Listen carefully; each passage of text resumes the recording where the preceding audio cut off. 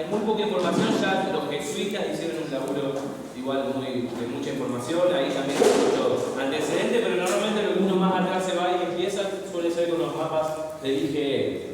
Esto lo pasamos, Nico, solamente se lo dejé a modo de ejemplo por si alguno quiere indagar un poco más en lo que es la Sierra de Córdoba. Yo tengo que ir más a lo criollo, pasámosla más, y vuelvo a esta idea de que vivimos en un ambiente de transición. Esta imagen no tiene referencia. Fíjense cómo desfiguró la Sierra de Córdoba, si nos empezamos a poner meticulosos, desfiguró todo. Pero bueno, es importante también. Le dije varias veces que el PIN no me lo ponga acá, me lo pone en la capital de Córdoba. Nos hemos peleado, yo me peleé un poco.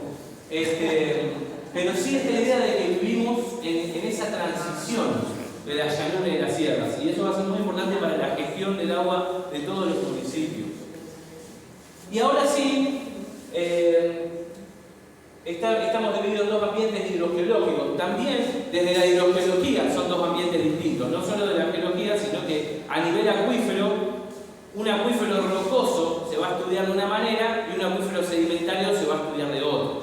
Y eso lo vamos a abordar. Principalmente, se lo imaginarán por dónde corre el agua. No es lo mismo que el agua corra por una fisura que corra por un medio poroso. Está un poquito más frenado. Las cuestiones, digamos, de potencial hidráulico de cada uno de esos ambientes son muy distintas y muy notoriamente distintas. Vamos con la siguiente imagen.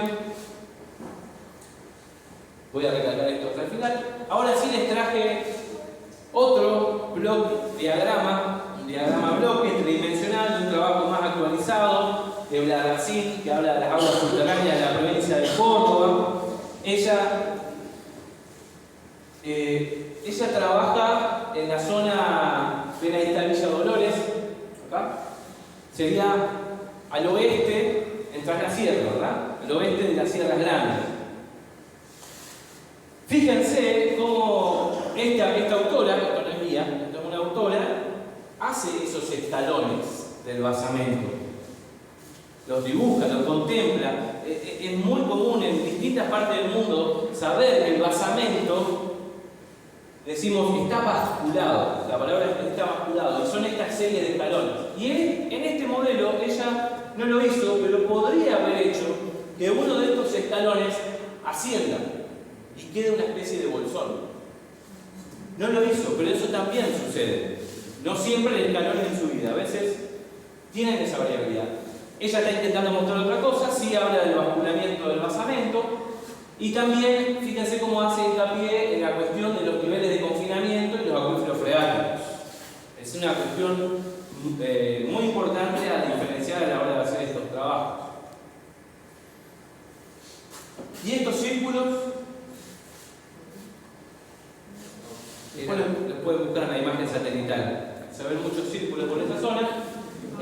¿Son los pivots de riego? Exactamente, son los pivots de riego. También se habla del sistema acuífero de los Cerrillos y de Villa Dolores, tan controversial. ¿Por qué controversial? Porque de pronto una empresa decide hacer perforaciones, hacer uso del agua subterránea. La comunidad que está en las sierras empieza a notar que sus pozos empiezan a bajar, empiezan a deprimir de una manera que nunca lo habían visto antes, y empiezan a sospechar que esa compañía o esa empresa tiene algo que ver. Y aparece una denuncia que fue muy conocida, o que a lo mejor saben de lo que estoy hablando. ¿Por qué eso no pudo llegar a un acuerdo desde la perspectiva hidrogeológica?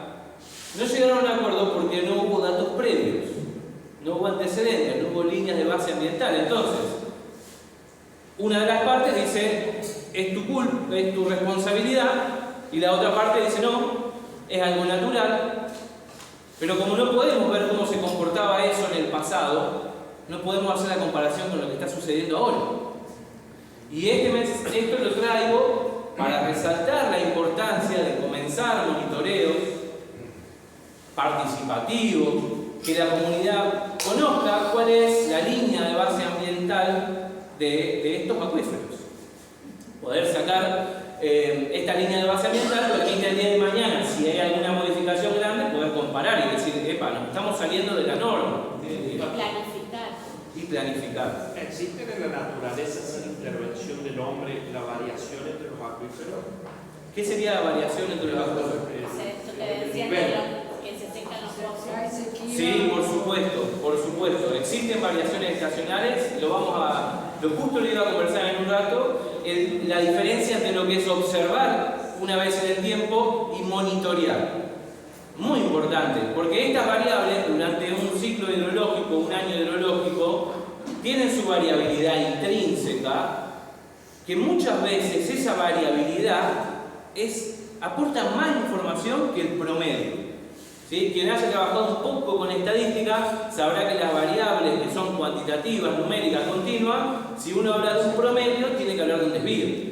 Entonces, si yo digo el promedio de altura de ustedes es de 1,75 m y digo, entró alguien de 1,95 m, ¿está fuera o no está fuera de la norma? No lo sabemos porque faltó el desvío. El promedio de altura en este lugar es 1,75 más o menos 10 centímetros.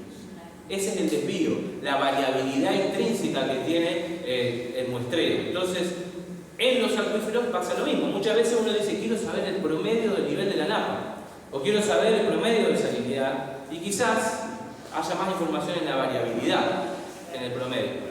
No me quiero meter demasiado en geoestadística, pero esto es un poco de la geoestadística, de estudiar tanto la variabilidad, como mencionar que es fundamental, como las medidas de tendencia central, se me dice. Pero volviendo un poco a esto, ¿no? Quería traer esta reflexión de lo que pasó en las sierras para motivarlos a hacer un monitoreo y conocer cuáles son las líneas de base ambiental hidrogeológica. ¿Se puede determinar si, porque acá ya lo hemos hablado bastante, digamos de la perspectiva de la cuenca alta y la cuenca baja, acá está perfectamente graficado, y muchos dicen, bueno, lo que pasa en la cuenca alta afecta en la cuenca baja, ¿no? Como decir, bueno, supongamos Villa Dolores tiene muchísimas perforaciones, un caso hipotético, entonces lo que toman desde arriba afecta, digamos, la disponibilidad de agua desde abajo. Eso lo estoy diciendo, eso es un dicho popular. Yo quiero tratar de confirmarlo eso, para saber si hablamos con propiedad, y además la pregunta, que sería el caso que vos decís, que lo que se toma abajo puede impactar arriba también. Esa es la pregunta, digamos, general si se quiere, pero basada en ese gráfico. Si afecta, digamos, supongamos un consumo desmedido, tanto abajo como arriba, ¿de qué manera afecta pensando que estemos parados o abajo, una comunidad está abajo o arriba? ¿Se puede, digamos, responder si efectivamente hay un efecto? ¿Te respondo o querés acotar algo a su pregunta? No, la interrelación de los puestos. Claro, pero entender eso, o sea, un poco lo que dice Nicolás, no sé si está bien, pero lo que sabemos es que el río es una unidad y que lo que se hace en el curso superior afecta al inferior y viceversa. Nosotros lo vemos con la arena del río Soto seguidamente. Vos sacás arena en el bañado y lo que se quedan sin arena son los sotenos. Eso me parece que necesitamos empezar a entender que el río es una unidad. No solo con el suelo, sino también con las plantas, con los animales y demás. Y por el tema de Villa Dolores, usted hace referencia al caso de la producción de alfalfa para los países árabes. Sí. De eso, qué bueno sería, si tienen más datos, que lo comenten, porque no sé si lo sabemos. No se maneja tanto esa información en esta parte del mundo. ¿Alguien tiene esa información más certera o bien aceitada? Muy por arriba. Yo quería sumar algo a lo que dijo Nicolás. Por encima. Son dos condiciones en realidad. Afecta los volúmenes y la contaminación en agua arriba y agua abajo. bueno, estamos asumiendo que cuál es la primero, veamos la respuesta, que yo quiero que salga de palabras de él para entender esa dinámica del de arriba y el de abajo. Si lo de abajo afecta a lo de arriba y lo de arriba afecta a lo de abajo, porque esa es un poco la discusión que se da acá en la sierra en general. Está buenísima y es la pregunta, como dijiste vos, y fue la pregunta entre la sierra y es la pregunta hoy en el dique de Cruz del Eje, también para la comunidad de la Asamblea de San Marcos. es la pregunta. Y la respuesta es, hay que tomar datos, hay que monitorear. Vos me podés preguntar a mí mi opinión, pero mi opinión no avala, digamos, lo que sucede en la realidad. Eso lo vamos a saber el día que podamos hacer los estudios, que en la segunda parte, cuando hable de obras, voy a mencionar cuáles son esos estudios y vamos a reflotar seguramente esto. Ya estoy... Sí, a lo mejor tengo que hablar con esto, contamos. Sí, estamos empezando a hablar de acuíferos y de carga y de ríos, pero no olvidemos que toda esa agua es lluvia. O sea, en un momento es como que el agua, en el inconsciente el agua está bajo el mar, está ahí, sí, está, perforemos y saquemos agua. Bueno, hay una recarga, a veces tarda, bueno, no sabe, no soy geólogo, nada, pero sé, me han dicho que a veces tarda meses, años y a veces siglos en recargarse. Pero todo eso viene de la lluvia. ¿Y por qué la acotación? Porque cuando perdemos la capa de monte, de arriba de vegetación, del estrato montañoso, de la zona montañosa cercana, esa agua no va más abajo. Entonces estamos hablando de un agua que estaría abajo o no estaría abajo, depende de lo que hagamos en la superficie.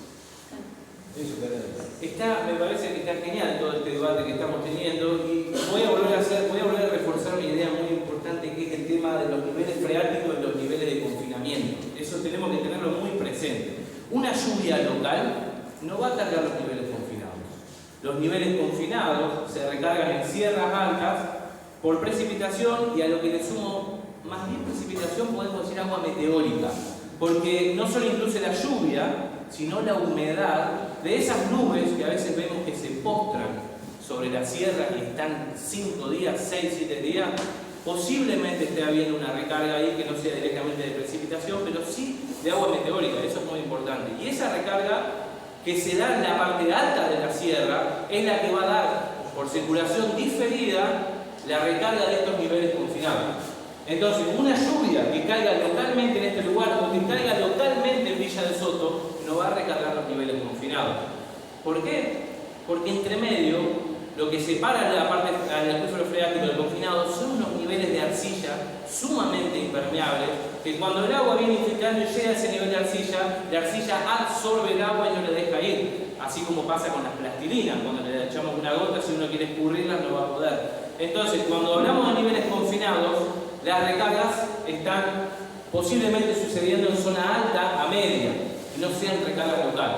Ahora, hay muchos pueblos en esta zona que utilizan los acuíferos freáticos, con lo cual tienen que tener mucha responsabilidad, sobre todo, como dijo el compañero, con la contaminación. No solo con la cantidad de agua, sino el tema de la contaminación. Dentro de un rato iba a pasar una filmina de una conclusión del Congreso de Hidrogeología que dice que la crisis de agua mundial que estamos teniendo, más que una crisis de cantidad, es una crisis de calidad.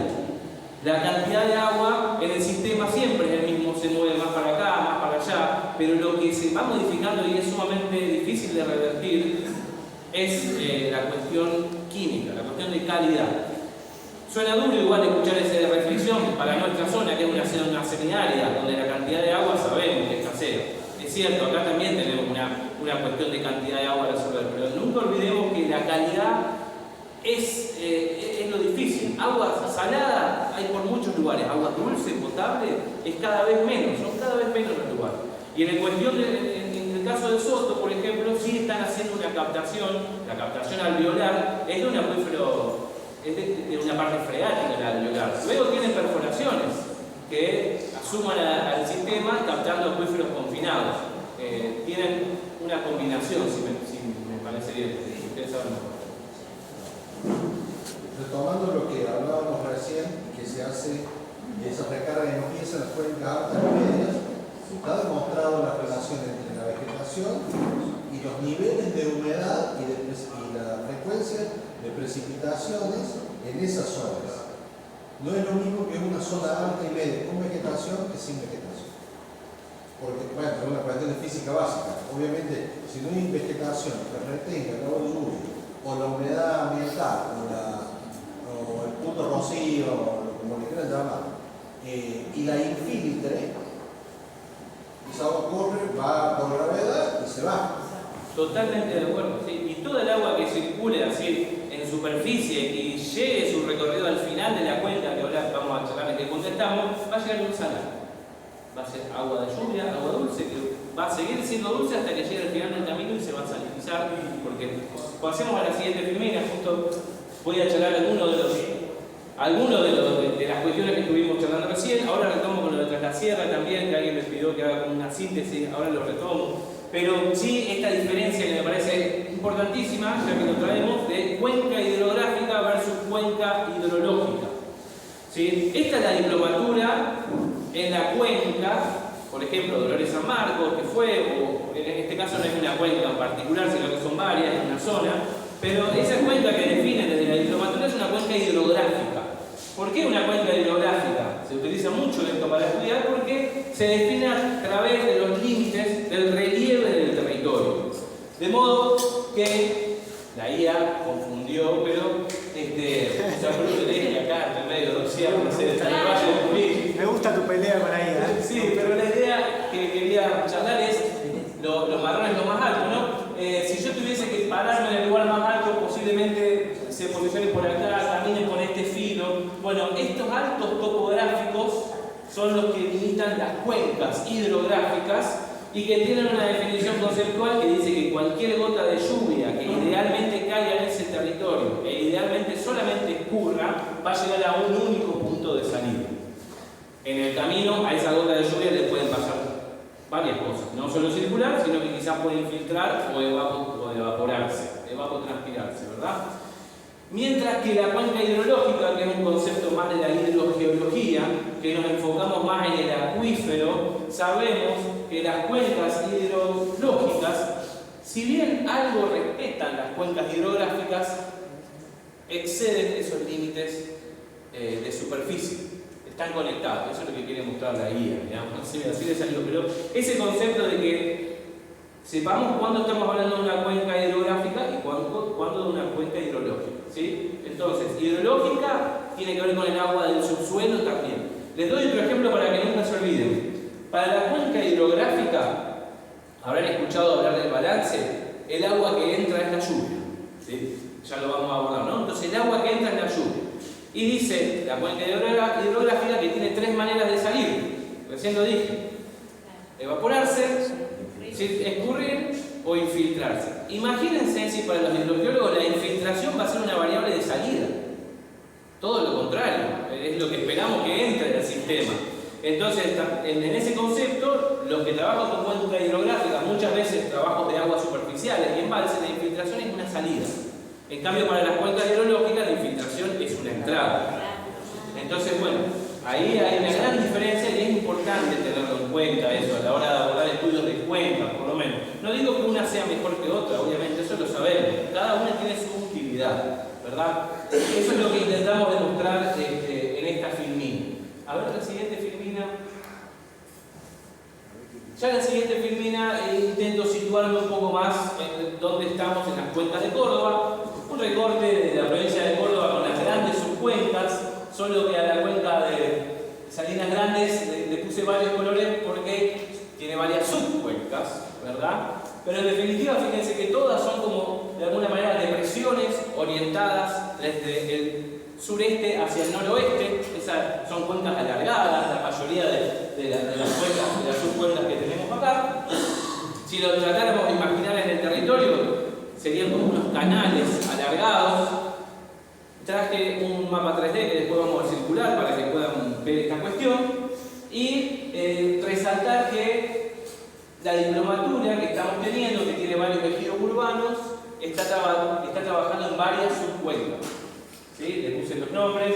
La cuenca, esta es la de Guazapampa, esta es la de Pichanas, esta es la de Soto, la cuenca de Cruz del Eje, y la cuenca del río Cortadero. ¿Sí? Es decir, que es el área de estudio de ustedes, es una zona intercuencal desde un punto de vista de cuencas hidrográficas, pero posiblemente desde un punto de vista hidrológico, quizás sea una gran cuenca hidrológica que está conectando a todas esas comunidades subterráneamente a esa conexión. Sí. Una pregunta basada en un mito. ¿Es posible que las aguas subterráneas, digamos, Punilla, vengan desde la cordillera? Que la recarga sea desde la cordillera, porque muchos también, digamos, alegando, no, acá no hay problema de agua porque tenemos un acuífero muy grande que viene desde la cordillera. Son mitos que se dicen. ¿Es posible eso en términos de cuenca hidrológica? ¿Un manto hidrológico que venga desde la cordillera? Yo te diría que eso a lo mejor esté pasando, puede estar pasando parcialmente, la recarga hacia la cordillera en la zona de Traslasierras, porque ellos tienen de cara hacia la cordillera todo este acuífero sedimentario que menciona Blarracín, de gran espesor, que posiblemente tenga parte de su recarga de la cordillera, aunque posiblemente la mayor parte de su recarga sea de las sierras de Córdoba, tenga alguna recarga diferida que venga de cordillera. Ya se complica un poco cuando tengo que pasar al otro lado de la sierra, porque el basamento justamente es una barrera hidrológica que si el flujo vendría circulando de cordillera se encontraría con algo impermeable, que son justamente las sierras grandes. Así que posiblemente pueda pasar en Córdoba en el lado de Traslasierras. Ya diría que para este lado tenemos nula recarga de glaciares. Está bueno porque lo voy a mencionar en un rato de eso. Creo que en la siguiente filmina... El Totoral dice que el río, las aguas vienen de allá. Eso también era mi pregunta, porque es como que corre fuertemente esa información, pero nadie la confirma. No, de hecho, justamente quería charlar de eso. ¿No? Muchas veces, ahora retomo el gráfico grande, pero voy a empezar por el pequeño. Este gráfico lo van a encontrar en muchos libros y nos habla de la abundancia de agua en el planeta, ¿no? Siempre le dice, bueno, en el planeta el 97% del agua es salada, solo el 3% es dulce. Sería bueno saber los volúmenes en kilómetros cúbicos, no los encontré. Pero bueno, este 3%, que es un fragmento pequeño aparentemente del agua del planeta, se puede dividir y muchas veces lo vemos en 75% o más que está alojado en los glaciares, en los casquetes, un 23% en el agua subterránea y un 1% del agua dulce corresponde a esta otra filmina que hay que desglosarla, donde se ve los ríos, los seres vivos, la humedad atmosférica. Pero en Córdoba no tenemos glaciares. Entonces, si tenemos que hacer esto para Córdoba, y empezamos así, decimos, bueno, a lo mejor en Córdoba tenemos el 97% de agua salada y 3% de agua dulce, cuando pase acá y no haya glaciares, va a tener un gráfico de torta que va a decir 99% de agua en el subsuelo y 1% otros. Y ese otros se va a tener que desglosar para hablar de los ríos, de las lagunas, de los bañados. Es decir, la siguiente filmina, ahora sí, tengamos en cuenta que, una más, tengamos en cuenta que en este lugar posiblemente el 99% del agua disponible en el territorio esté en el subsuelo. ¿Sí? Porque no tenemos casquete glacial, básicamente. Pero, atendiendo a tu consulta, a lo mejor entre la sierra haya que hacer alguna corrección. En líneas generales, acá es de esta manera. Ya me metí en la parte 2, en la parte de hidrogeología, quería resaltar eso, ¿no? Que la hidrogeología es una subdisciplina que viene de la geología, o sea, que viene de estudiar el planeta, rocas, sedimentos, pero de ahí se desprende y luego se pregunta cómo el agua está contenida en esa roca y en esos sedimentos. El 99% del agua dulce líquida del planeta está en el subsuelo. Eso fue una conclusión del Congreso de Hidrogeología, donde dijeron, pero nadie toma agua sólida. O sea, no podemos tomar agua sólida, tenemos que esperar a que se derrita. Planteémonos la distribución de agua dulce líquida del planeta y vamos a llegar a eso. El 99% de agua dulce líquida del planeta está en el subsuelo. Y dicho de otra manera, el agua superficial representa menos de 1000 veces lo que hay en el reservorio subterráneo. Otra vez, bueno, acá en esta parte iba a hablar quería mencionar lo que pasó tras la sierra, así que lo aclaro, alguien me preguntó si lo puedo esclarecer un poco más. Para poder hacer una producción de alfalfa se necesitan grandes volúmenes de agua, disposición, las características del acuífero de los Cerrillos ubicado tras la sierra, que tiene enormes caudales y pudieron hacer varias perforaciones, se ven en las imágenes satelitales, muchísimas, y se siguen expandiendo, y esto, digamos, en algún momento despertó la inquietud del pueblo de esto, cómo se está regulando, ¿no? Está creciendo desmedidamente, y se arman unos debates en los cuales quizás yo no estoy tan sabido del tema como otras asambleas, por eso no quiero ahondar demasiado. Pero sí lo interesante de que, como no había un estudio previo, era difícil comparar, ¿sí? Entonces, lo que les quiero traer es hagan sus estudios para poder saber cómo es hoy en día la foto, digamos, si se quiere, de los acuíferos. Perdón, pero Sí. Se la llevan a uno de los países árabes. Se la llevan a los Las países. islas del aeropuerto tienen aeropuerto, tienen todo instalado. Es lo que se comenta. ¿Por qué lo traigo referencia? Porque nosotros no estamos tan lejos de ese tiempo. Gracias a Dios es una barbaridad lo que voy a decir, pero en el baño de Soto han probado algo de sopa y no se ha dado. Perdón por mi posición tan extrema, pero si no estaríamos buscando pocitos de agua en Soto. Ayer hacía una reflexión con otro colega del colegio de geólogo y es esto un poco lo que traes vos, de que si uno quiere, yo nací en la provincia de Buenos Aires, notará por mi acento, ya vivo acá, pero si uno quiere ir a Buenos Aires a remediar las cuestiones de acuífero, llegaste muy tarde. Ya desde los 80, de los 90 ya están las macanas muy difíciles de resolver. Pero aquí en esta zona ustedes tienen la gran ventaja de que no está ese gran desarrollo de la explotación de las aguas subterráneas.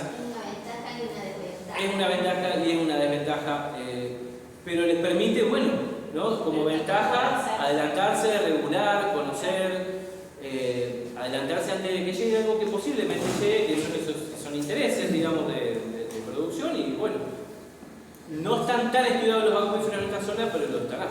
el problema, perdón, sí, la interpretación de Alfalfa no es que se vacíe el acuífero, el problema es que se autorizaron 5 pozos, pero se perforaron 30. Ese es el problema. Y sin Y el estudio día de que lo van secando, van perforando más. Había pueblos aguas abajo que antes tenían las ramas freáticas saturadas. Ahora tienen que perforar 30 metros más para buscar agua de pozo. Puñales lo van vaciando a la fuente y no tienen la recarga. Eso lleva siglos, milenios de años en la recarga de un acuífero confinado. Y sin embargo, ahora lo están haciendo bolsa en poco tiempo. Que ya controversia ahí. le llama. Sí, con respecto a lo que la pregunta, en realidad, no es una pregunta, un comentario con pregunta. Vos decís que no hay datos, pero bueno, yo identifiqué un proyecto ahí con campesinado en torno a esa zona, en donde el agua estaba a 13 metros, ahora está a 18. Digo, ¿cuál es la información que necesitamos para que sea válida? Porque esa información está sistematizada y es válida para mí, en la definición de la realidad. Quizá no está estudiado, no está publicado, pero ese dato está, digamos, que se sabía que el acuífero estaba a un nivel y en otro. Y lo que vos decís de la calidad también, hay una pregunta ahí, digamos, decir, ¿es cierto que se hizo más salada? Porque también, de vuelta, no tenemos los estudios de laboratorio, pero sí al gusto está más salada. Entonces digo, por ahí está la información y no está sistematizada, digamos. No es que no haya datos, no está estudiada a nivel de investigaciones científicas. Muy válida la cuestión. Porque son diferentes tipos de datos, pero no son datos. No, si son datos,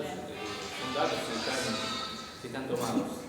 En San Marcos Sierra, en el monitoreo participativo que hicimos, notamos en el primer periodo cómo las napas venían bajando desde el 2021 y en el último tiempo, desde el 2025, hemos notado cómo ascendieron, incluso hoy, 2026, vimos algunas vertientes renacer. Y la variabilidad de napa que encontramos en estos 4 años fue de hasta 4 metros. Con decirte, hasta 4 metros quizás es una variabilidad en un acuífero freático que puede existir en una cuestión de época seca y una de época húmeda. Iba a decir algo. Sí, yo pensando también en esto, siempre hay una variación que vos dijiste que es que puede ser por la lluvia, por incendio, por ciertas cuestiones que impactan sobre las zonas de recarga. En este caso fue notable seguramente la diferencia que hubo, que uno lo va diciendo por lo que pasó y los abajo. Creo que es interesante saber qué variables tienen que ver con el clima y qué variables tienen que ver con la intervención humana. Porque, digamos, el clima, hasta ahí podemos intervenir, bajo forestando también hay una intervención, pero en lo otro sí tendría que haber un freno, porque eso es una intervención humana. Entonces... O una regulación. Claro.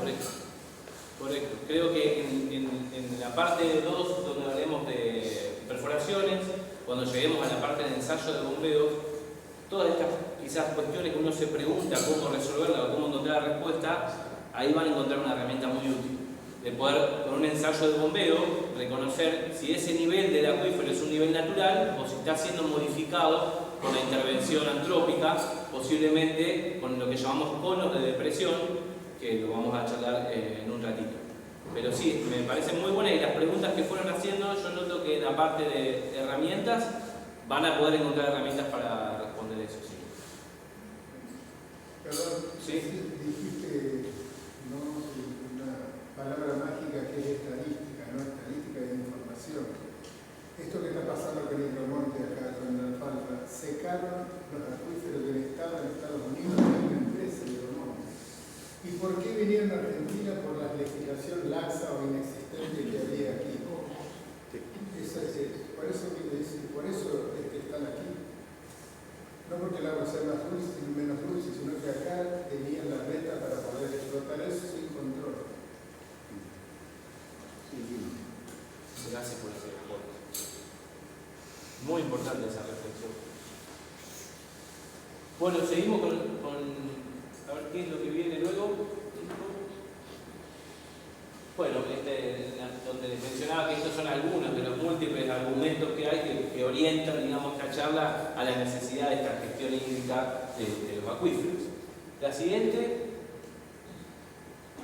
Bueno, esta filmina quizás es muy sencilla y es para volver a reflotar este concepto de los distintos acuíferos que hay, ¿sí?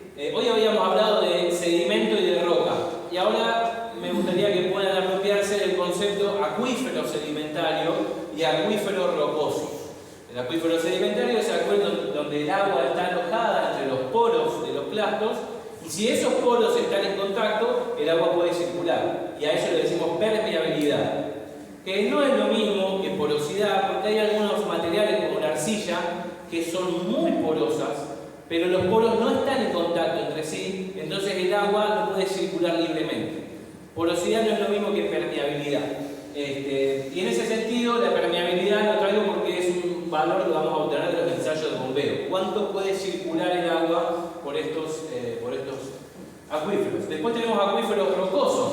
El agua ya circula por fisuras y tiene otra física completamente distinta. Y tenemos los acuíferos kársticos, le dicen, o en rocas carbonáticas, justo alguien mencionó mármol. Son acuíferos donde se forman cavernas y son más fáciles de ver, por ejemplo en México o en estos lugares donde hay mucha roca caliza, que se ven esas cavernas que se meten a bucear, ¿verdad? Eso sería un ambiente más kárstico. Posiblemente nosotros estemos trabajando principalmente en estos dos, aunque dado que hay depósitos carbonáticos de caliza en la zona, no se descarta que pueda haber algún acuífero kárstico.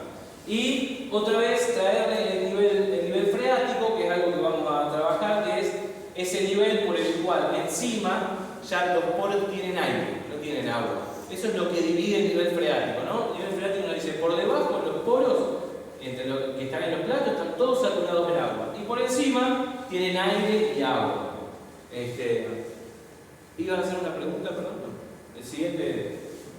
Fin. Y con esto ya podemos pasar a hablar de lo que es el balance hidrogeológico, que es una herramienta, como cualquier balance, hay que conocer lo que entra al sistema y lo que sale del sistema, y si lo que entra es igual a lo que sale, el almacenamiento o la variación es nula, y hay muchas veces que lo que entra no es igual a lo que sale, y entonces el almacenamiento puede ser positivo o negativo. Y en ese sentido, las variables de ingreso, cuando uno hace un balance hidrológico, son las precipitaciones, a mí me gusta más bien decir agua meteórica, los afluentes superficiales propios de ese territorio, el agua que circula por la superficie, y también es importante considerar el agua importada de otros sistemas. Si estamos trabajando con una cuenca y hay un acueducto que trae agua de la cuenca contigua, a esta cuenca, a eso se lo reconoce como agua importada. Y las diferentes escenarios que se imaginen, o alguna empresa que venda agua embotellada, que venga desde Villa Jardino y venda acá, también es agua importada. Y los afluentes que suceden por el subsuelo, quizás son los más difíciles de caracterizar. Y a ver la siguiente filmina, creo que ahora primero les iba a decir que todo esto está enmarcado en muchos libros que hacen, digamos, mencionan lo que es un balance hidrológico. Yo les traje uno y les dejé uno. Y acá está la cuestión más teórica que dice que la expresión del balance hídrico en un régimen permanente tiene que ser igual a 0. Y dice que lo que llueve, si yo resto a lo que llueve, lo que salió mediante efluentes, evaporación o infiltración, es igual a 0. Pero esto no se condice con lo que dice Carlos. Exactamente, dice, pero si, y después continúa diciendo, ahora, si hay algún desbalance, posiblemente haya alguna recarga, y después a esta ecuación se le mete el factor astrópico en ese mismo libro, que es recontra importante, lo sabemos. Pero solamente para traerles esta idea, ahora sí, de vuelta, pasame Nico, solamente para decir que estas variables están tratadas en numerosos libros, y normalmente comienza así. Mientras que la salida del sistema es por evapotranspiración, que es la suma de la evaporación por calor con la transpiración de las plantas, y tiene los análogos, ¿no? El efluente superficial, el efluente de agua exportada y el efluente de agua subterránea. Una más, Nico. Si podemos definir un sistema y podemos estimar esos valores cuantitativos, vamos a poder conocer tanto el almacenamiento, quizás que haya en superficie, por ahí a los que trabajan con embalses les interesa más el almacenamiento superficial, y en lo que es términos de acuíferos, el almacenamiento subterráneo. Ahora bien, esta unidad, uno puede elegir distintas unidades, algo más local, a lo mejor una persona tiene un campo de 10 hectáreas y quiere elegir esa unidad, estudiar ese campo. Normalmente en hidrogeología las unidades de estudio son las cuencas hidrográficas y no las hidrológicas, controversialmente, por una cuestión de que es más fácil delimitar y es posible delimitar una cuenca hidrográfica, y es muy complejo delimitar una cuenca hidrológica, muy complejo. Ahora sí, la siguiente primera, Nico. Esto me pareció muy importante también traerlo, no tiene cita, pero viene de muchos trabajos que leímos con la IA, digamos. Y recordar esto, vivimos en un ambiente semiárido. ¿Qué significa eso? Que en esta zona se evapora más agua de la que llueve. Que si con suerte tenemos 675 milímetros de lluvia en un año, hay 1200 de evaporación. Entonces la gestión de los recursos superficiales es compleja, porque constantemente se me evapora el agua. Pensando en los embalses, otra cuestión, trayendo los incendios y recordando los embalses. Los incendios generan cenizas, ¿verdad? Y el escurrimiento lleva todas esas cenizas, ¿hasta dónde las llevará? Mar. Y no tendrá algo que ver eso con las noticias de los embalses que están todos rebalsados con agua. Bárbaro, están todos llenos de agua. ¿Alguien preguntó si se perdió profundidad con las cenizas? Digamos, a lo mejor colmatación. Y eso es algo que los hidrogeólogos, en el campo de la geotecnia también, lo tienen muy sabido. A los embalses hay que hacerle un mantenimiento de su colmatación. Y posiblemente después los incendios. Entonces, más difícil es todavía almacenar agua si los envases, a donde los almacenamos, pierden volumen. Entonces, por eso también es muy importante, o se está dando, no sé si es muy importante para mí o para todos, pero se está dando que en esta última década, la mirada al agua del subsuelo en las regiones serranas, donde históricamente las zonas serranas suplieron su demanda de agua a través de los embalses. Hoy los embalses no pueden suplir esa demanda y se está volcando la mirada al subsuelo. Y es lo que está pasando hoy en día. Entonces, esto, ¿no? Esta reflexión a través de que va a haber un desarrollo de perforaciones en la zona mejor aquí en esta zona, que lo podemos agarrar a tiempo con los estudios. Siguiente filmina. Y en esta filmina termina, vuelvo a rescatar la importancia de monitorear por sobre observar. Muchas veces encontramos estudios donde el dato fue tomado una vez puntualmente en el tiempo y eso se extrapola a toda la historia, digamos. Eso genera muchas complicaciones a la hora de estudiar, porque de pronto tengo una muestra que dijo, por ejemplo, presencia de Escherichia coli en el río en verano, y a lo mejor si vamos en invierno no está, por una cuestión de que en verano se evaporan las aguas, se concentran, hay turismo. Entonces, tomen con mucha pinza aquellos resultados que tengan que ver con una medición en el tiempo particular y que se extrapolen, sino que lo importante es monitorear. Y monitorear es justamente, como dice ahí, es estudiar, por ejemplo, bimestralmente, durante al menos un ciclo hidrológico completo para entender sus recargas y comportamientos. Va a ser siempre más importante. Y lo que me encantaría que les llegue a ustedes es esta importancia, ¿no? Que el día que salgan a observar sepan que tienen que sostener ese monitoreo. Si no, casi que ese dato se va a perder. Es la importancia de sostener el monitoreo y con los costos que eso tiene. Nosotros en San Marcos venimos sosteniendo el monitoreo bimestralmente desde el año 2023. Y recién hoy, 2026, 3 años después, tenemos la información que es de poca, de 3 años para la hidrogeología no es nada, pero recién ahora estamos pudiendo comprender cosas. Después de monitorear bimestralmente 3 años. Sí. ¿Quién hace el monitoreo en el caso de San Marcos? Lo hacemos son vecinos y vecinas que se han reunido, y en San Marcos se da una particularidad que es que mucha gente tiene pozos cavados a mano. Digamos, eso es algo muy particular de San Marcos. Entonces, cada pozo es una unidad de observación. Si los vecinos nos hemos puesto de acuerdo y hemos dicho, sí, yo pongo mi pozo a disposición de este monitoreo, y hemos conseguido una red de monitoreo que cada 2 meses, yo personalmente soy la persona que se sube a la camioneta, maneja, toma el dato, lo analiza y después en reuniones sistemáticas hablamos de esos resultados.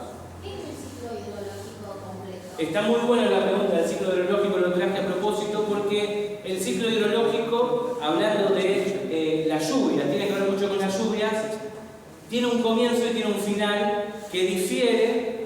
Bueno, los ciclos no tienen comienzos y finales, ¿no? Pero digamos, se lo observa desde el comienzo hasta un final, que es desde junio hasta julio. Por una cuestión de que el mayor pico de lluvias está en enero, y cuando uno hace la distribución estadística te queda una especie así de sombrero.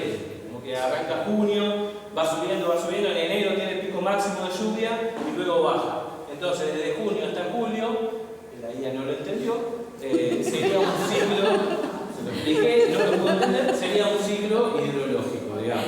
Diferente es si uno va a trabajar a la cordillera, donde por el régimen del Pacífico tiene su precipitación principal en el mes de junio y julio. Ahí es cuando neva, entonces el ciclo hidrológico cambia y para ello va de enero a diciembre, digamos. Esto es muy importante, sostener el monitoreo, sí. El monitoreo que hicieron ahí en San Marcos, todos vecinos autoconvocados, nada institucional, claro, institucional. No, se invitó a participar, pero no floró, digamos. No floró. Lo intentamos, pero no floró. No, de hecho, es larga la historia, hasta hicieron algo similar, tomaron nuestra idea y hicieron algo similar, pero no, sí, está sostenido únicamente por los vecinos y vecinas. Y validado porque los trabajos los vamos a presentar en el Congreso de Hidrogeología.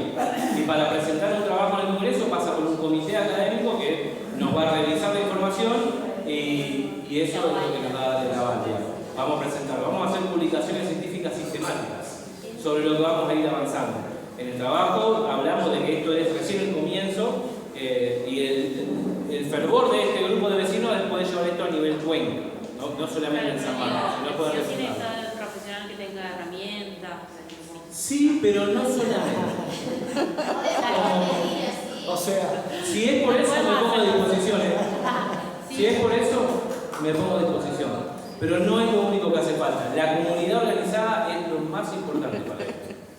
No sé, yo desconozco mucho, no sé cómo funciona, por ejemplo, pienso en Ciudad, cómo se gestionan esos monitoreos. Tenemos el DUAR, algo, no sé qué ¿qué entidad estaría involucrada si tú quieres gestionar institucionalmente? Lo que pasa es que nosotros no tenemos la comunidad organizada que tiene San Marcos. Siempre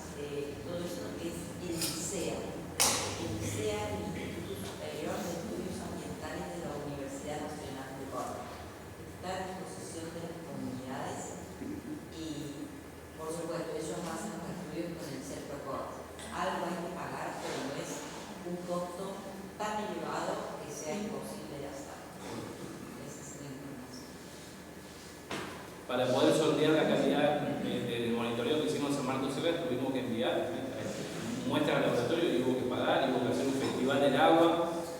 Sí, a veces llega un momento en que hay que poner la plata. Cuando tenés la comunidad organizada las cosas, que cuando tenés que batallar por un montón de otras cosas y reunir vecinos que no están entendiendo, porque muchas veces no se entiende la cuestión ambiental o como una unidad que tenemos que saber y conocer, es más difícil y más costoso.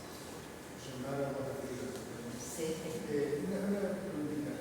Generalmente la contaminación es diferente del agua subterránea, a lo mejor con el agua superficial, ¿no? Una bacteriológica y la otra metales pesados.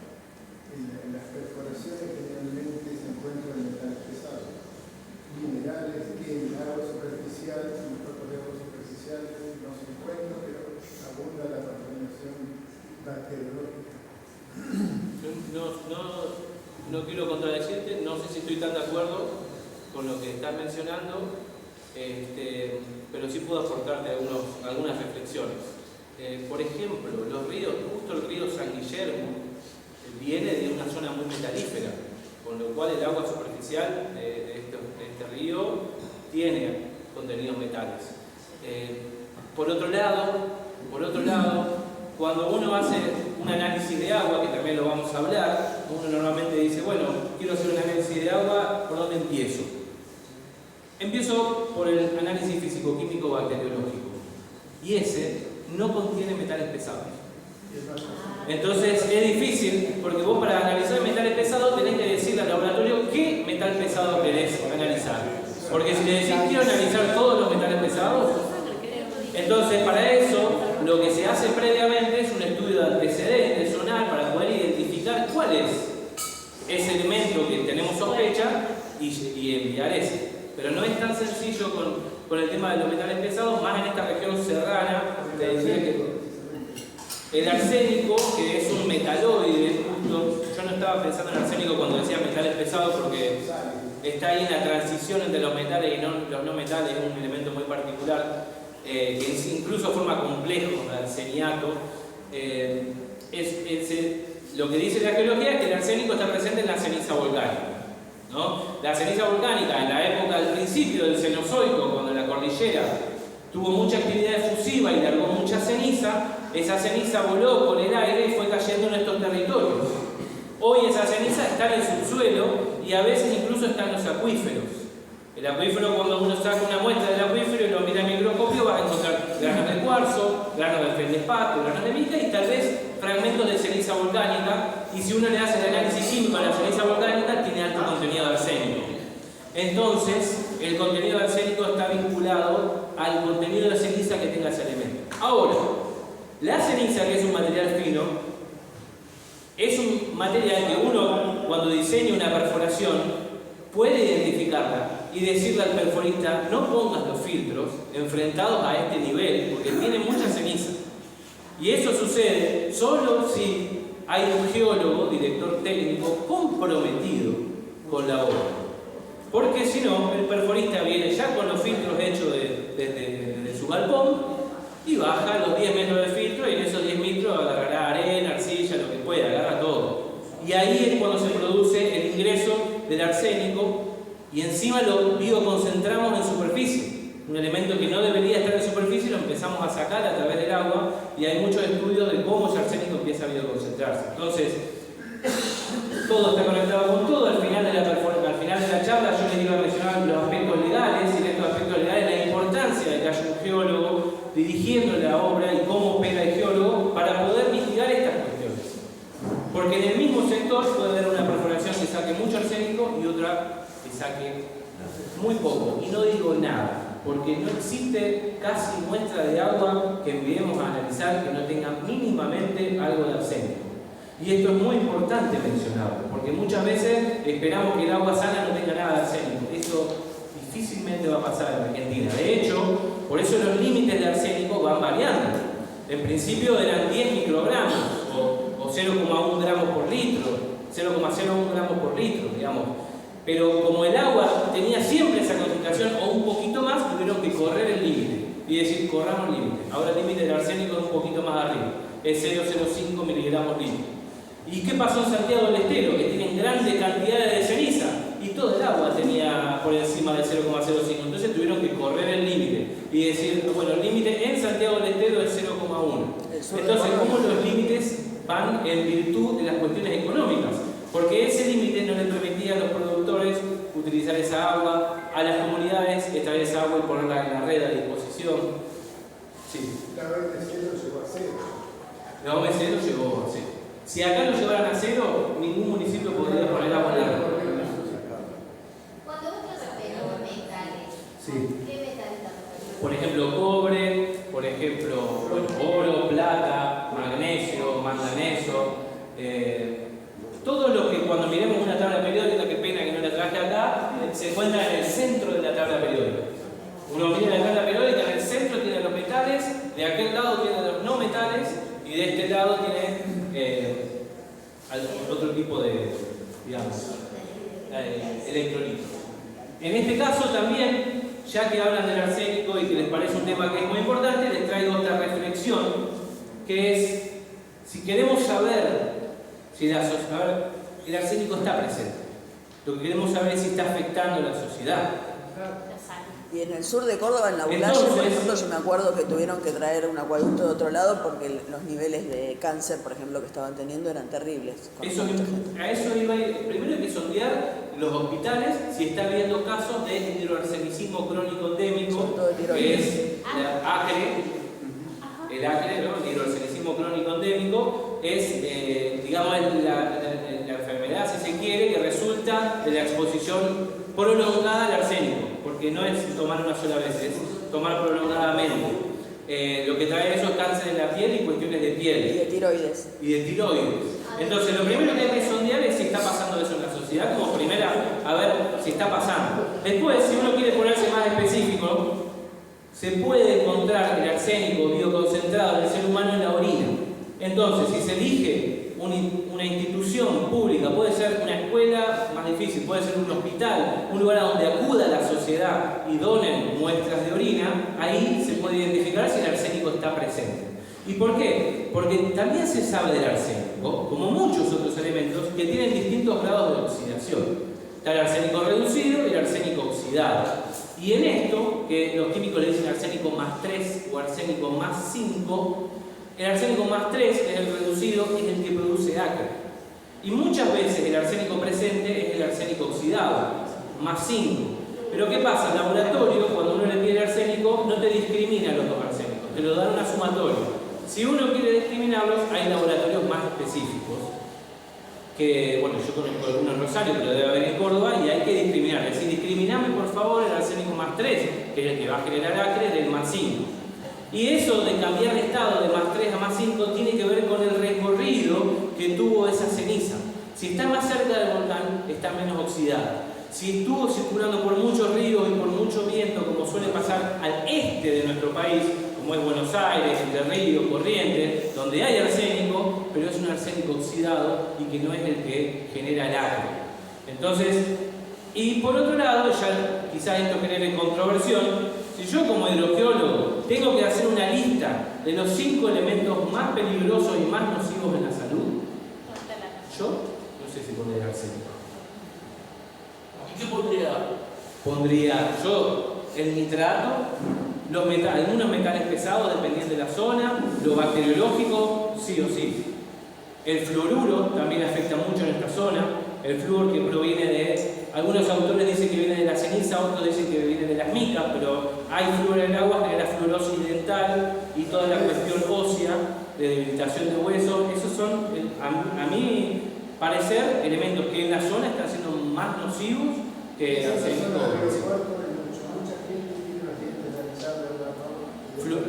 El flúor, fluorosis dental. Hemos llevado una muestra del pueblo que se llama Las Acequias, 40 kilómetros de Río Cuarto, a hacer análisis. El resultado fue que no era ni siquiera apta para el consumo animal.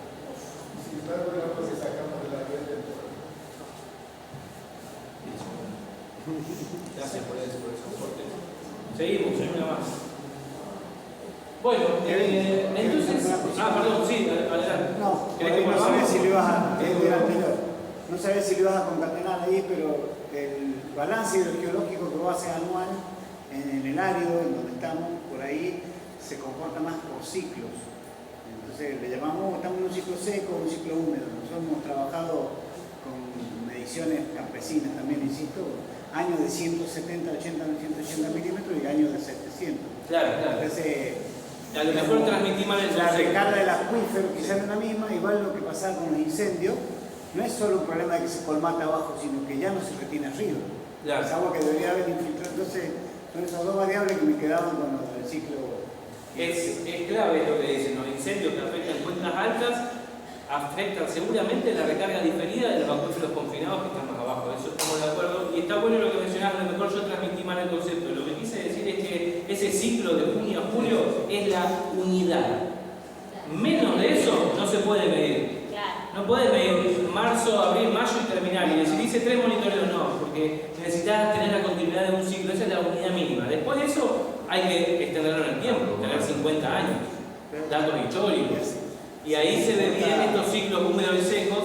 En el caso, por ejemplo, del trabajo que estamos haciendo con el plan de monitoreo de San Marcos Sierra, tuvimos que recurrir a la Estación Meteorológica de San Esteban, quienes tienen registro de los últimos 60 años, día a día, de los últimos 60 años. Y es impresionante cómo se ve la época seca y la época húmeda. Y esto es lo mismo para los acuíferos. Un año es una medida muy chiquita, es la unidad. Necesitamos tener... Muchas veces en estadística se dice que para que la estadística empiece a tener peso tiene que tener de datos n igual a 30 para que se acerque a la distribución normal. Es decir, 30 años como para empezar a decir que esto es una distribución normal. Si no, estamos trabajando con métodos no paramétricos, estadísticamente hablando.